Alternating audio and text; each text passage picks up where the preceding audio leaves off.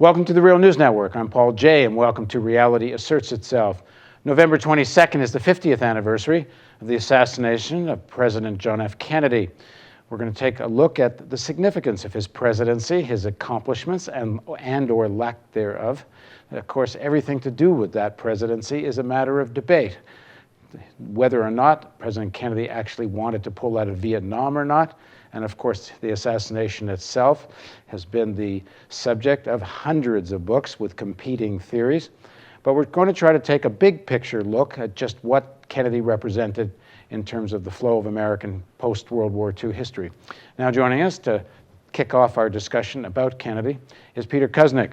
He's a professor of history and director of the Nuclear Studies Institute at American University. He's co-writer of the 10-part Showtime series called Untold History of the United States with Oliver Stone. Thanks very much for joining us, Peter. Good to be here, Paul. So we'll get into some of the more controversial pieces of the Kennedy presidency, like probably pretty soon as we get into this. But to start off, set the stage. When Kennedy becomes president, what does the world look like? The world in January of 1961 was a very tense and dangerous place. The Eisenhower presidency had created this enormous military-industrial complex. Most people think, the thing that many people know about Eisenhower is his farewell address, which he warns about the military-industrial complex. What they don't realize was that he was the one who did more than anybody else to create it. When Eisenhower took office, the United States had little over 1,000 nuclear weapons. When Eisenhower left office, we had 23,000 nuclear weapons. By the time his budgeting cycle was finished, we had 30,000 nuclear weapons. Eisenhower had helped create a very dangerous world with many fingers on the nuclear button. Yeah, actually, if you read the whole Eisenhower quote about beware of the dangers of the military-industrial complex, it's not that he says that we shouldn't have a military-industrial complex. He, in fact, quite explicitly says there should be one. But just beware, because they're going to have an inordinate amount of political power as a result of all this. Yes, Eisenhower understood how dangerous it was. Eisenhower oversaw the creation of the first SIOP, Strategic Integrated Operations Plan, and he got very scared when he was briefed on it. What the Joint Chiefs informed Dan Ellsberg when Bundy asked Ellsberg to find out the details. They told Ellsberg that within the 24 hours of a war against the Soviet Union, we were going to shoot off our entire nuclear arsenal. They expected the consequences to be between 600 and 650 million people dead from America's weapons alone. And so that was terrifying. It was terrifying to Eisenhower. He understood what he had created and the risks and dangers involved in this. When Eisenhower took office, nuclear weapons were our last resort. When he leaves, they're our first resort. When he takes office, there's one finger on the nuclear button. When he leaves, there's dozens, maybe scores of fingers on the nuclear button. And with this massive buildup on nuclear weapons, Eisenhower understood what he was passing on. And this could have been to Kennedy, it could have been to Nixon. He did not know at the time. So it was a very dangerous world. There's also a world of great tension in Berlin, great tension in other parts of the world. So it was a world that could have exploded and almost did on several occasions. The first major one, the first big involvement we have is with the Bay of Pigs in April of '61, and that's a fiasco. Then Kennedy meets with... Just quickly for viewers, a little younger viewers that don't know what you're talking about, give us a quick take on Bay of Pigs invasion. The United States, under Eisenhower, we started to build up a force of Cuban counter-revolutionaries operating out of Miami, who in April invaded Cuba under the pretext that if they invaded, the Cuban people who supposedly hated Castro would rise up in rebellion and overthrow the Castro government. The invasion takes place under Kennedy. The invasion takes place under Kennedy, but it was planned initially under Eisenhower. Kennedy inherited it. Kennedy doubted the idea behind it, but he felt as a young president, he did not have the authority to overrule something that had been put in place by Eisenhower and by the generals. It was a disastrous plan. Lemnitzer, the chairman of the Joint Chiefs, and the other generals and intelligence people assumed that once we sent that force in there, if they were in trouble, Kennedy would have no choice but to send in air support and ground forces to back them up. They met with Kennedy at midnight for 3 hours one night as the whole thing was unraveling down there, and they browbeat Kennedy into sending forces. Lemnitzer couldn't believe that Kennedy would stand up to them and not send American support. Lemnitzer said afterwards that he was shocked that this was criminal on the part of Kennedy that he didn't do that. That was one of the important things to understand about Kennedy. Kennedy stood up to his generals and his intelligence people time after time after time. What we wish we had seen with Obama standing up to the military and the intelligence people, Obama has not had the backbone to do, but Kennedy did repeatedly. He did the same thing over Laos. They wanted to go in there and fight it out over Laos. Eisenhower had warned Kennedy that this is very likely going to happen. Kennedy refused to send the forces into Laos. The generals said they wanted to be able to use nuclear weapons if they needed them in Laos. Kennedy refused, and he accepted a neutralist solution in Laos, which is what Robert Kennedy later said they would have done very likely in Vietnam as well. But these are things that go against the culture of the military, the Pentagon, and the intelligence community at the time.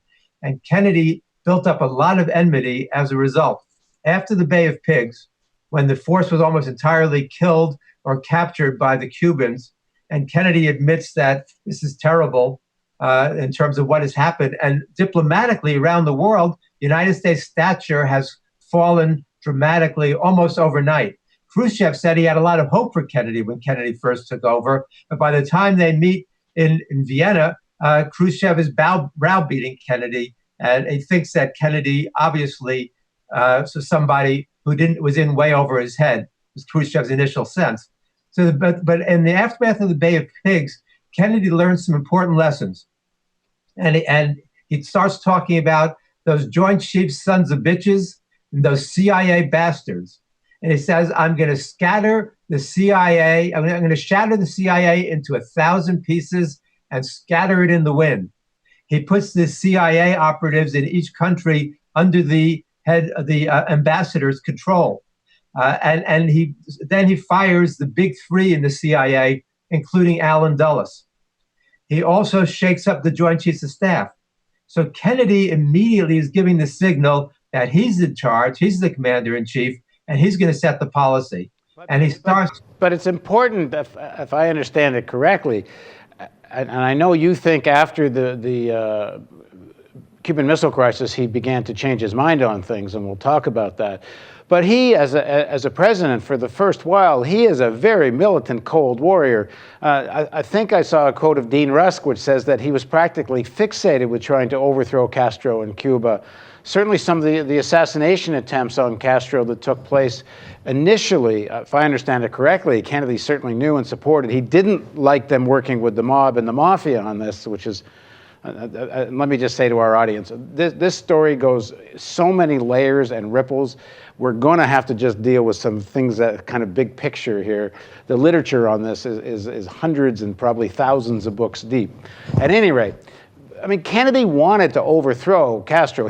This was not something he was opposed to. He just didn't like the way the CIA handled the Bay of Pigs invasion, right? Kennedy was committed to overthrowing Castro. That's right. Kennedy was certainly a Cold Warrior, although he was not entirely a Cold Warrior, but in the essentials, you're right. He was a Cold Warrior. He had been very critical of British and French colonialism. He had traveled in Southeast Asia. He understood the way the people in Southeast Asia hated the colonialists. So he always had a sense that the policy that the U.S. was pursuing there was problematic. But he didn't challenge it initially and did embrace it. And after Sputnik in 1957, Kennedy starts to talk about the missile gap, as do many of the other Democrats. So they become real Cold Warriors. And in 1960, during the election, in certain ways, Kennedy is attacking Nixon from the right for letting Castro survive in Cuba and also letting the United States fall behind in terms of the missile gap. So in that sense, Kennedy was certainly a staunch Cold Warrior, and I don't disagree with that. But Kennedy evolves in office. Kennedy sees what's happening, he sees the kind of advice he's getting, and he moves dramatically, in my opinion, after 1962, away from the Cold War. Okay, let me read a few quotes of people who don't agree with you, and then you're going to have your chance to go at them. First of all, here's someone who I know who's generally your work you respect, but you don't agree with them on this. This is Andrew Basevich. He writes in a book called Washington Rules. The abrupt termination of Camelot, this is how people refer to the Kennedy administration, did not ring down the curtain on some ambitious effort to reorient American statecraft. The Kennedy who embraced the strategy of overkill sought to subvert the Cuban Revolution, deepened the U.S. commitment to South Vietnam, was continuing work that his predecessor had begun, meaning Eisenhower. When Lyndon Johnson replaced Kennedy in the Oval Office, the post-war tradition of American statecraft passed into the hands of yet another faithful steward. That Kennedy was a continuation of Eisenhower is his argument, and I'll read some quotes a little later from Chomsky who make the same argument. I agreed with Chomsky and Basevich and others initially until I began to look into this question much more deeply. And then what I found was that Kennedy's views were evolving in terms of a broad range of issues. And if you look at any specific one, you don't get the big picture. And I think the culmination comes in his commencement address at American University. After Norman Cousins' visit, well, that's really, or we could say the turning point is the Cuban Missile Crisis. But you see signs of it even earlier in terms of not trusting the generals and not trusting the intelligence community.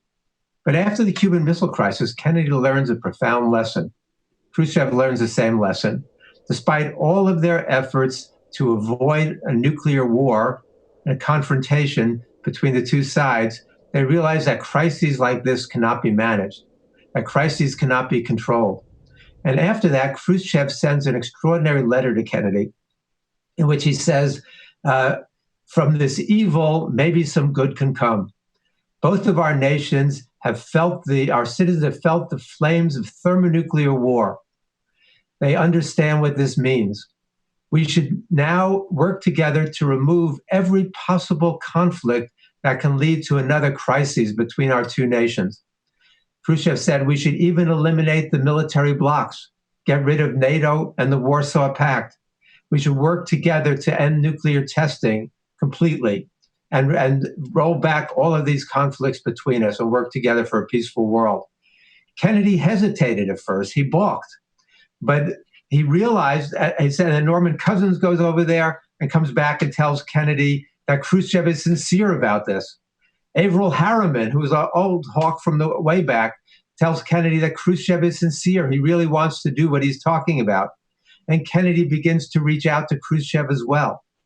And between the two of them, in the last months of Kennedy's life, they are starting to try to tamp down all of these crises. And you look at the Limited Arms Control Treaty. It's the first nuclear treaty between the United States and the Soviet Union.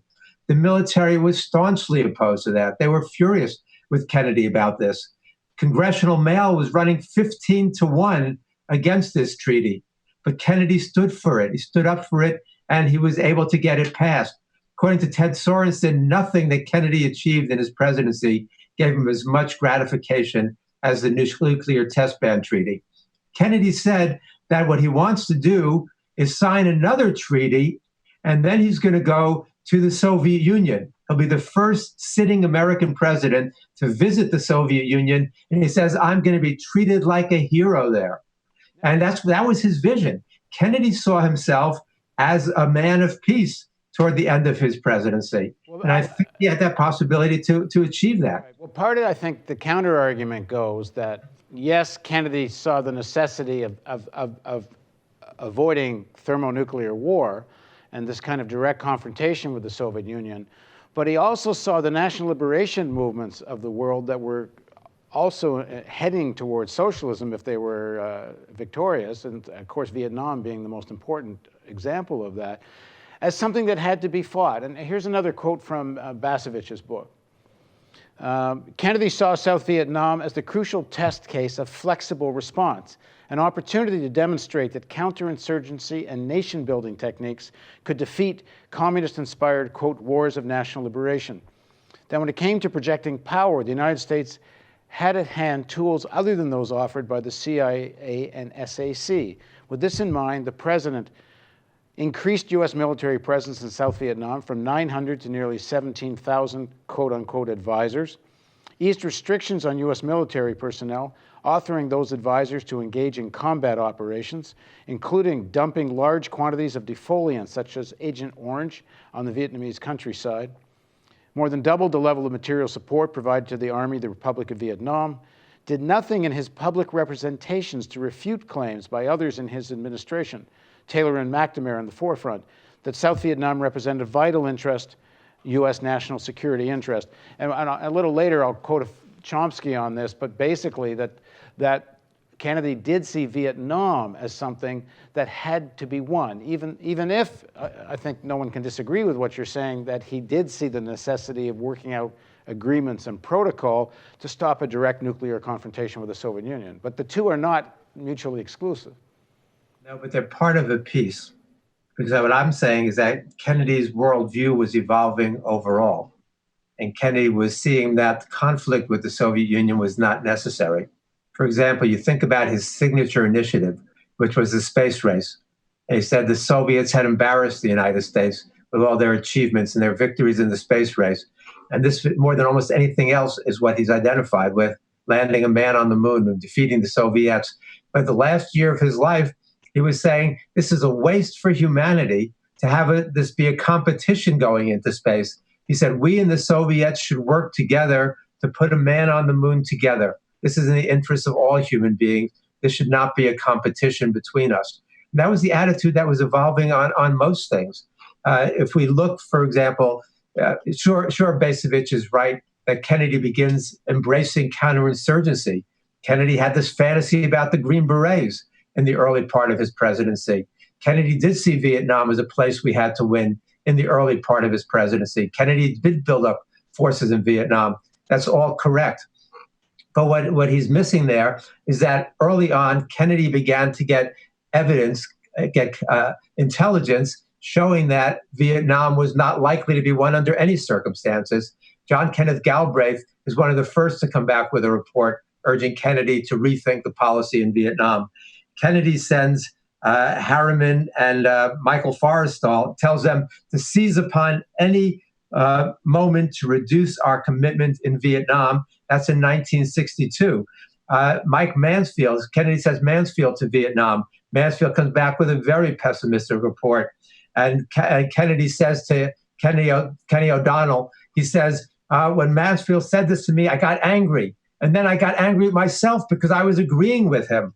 But we have that similar kind of statements. I could go through a lot of them. But among those who said that what Kennedy said to them privately, at least. Now, the problem is that Kennedy's public statements would support the idea that he's not going to flinch on Vietnam, that we are going to follow through and try to win.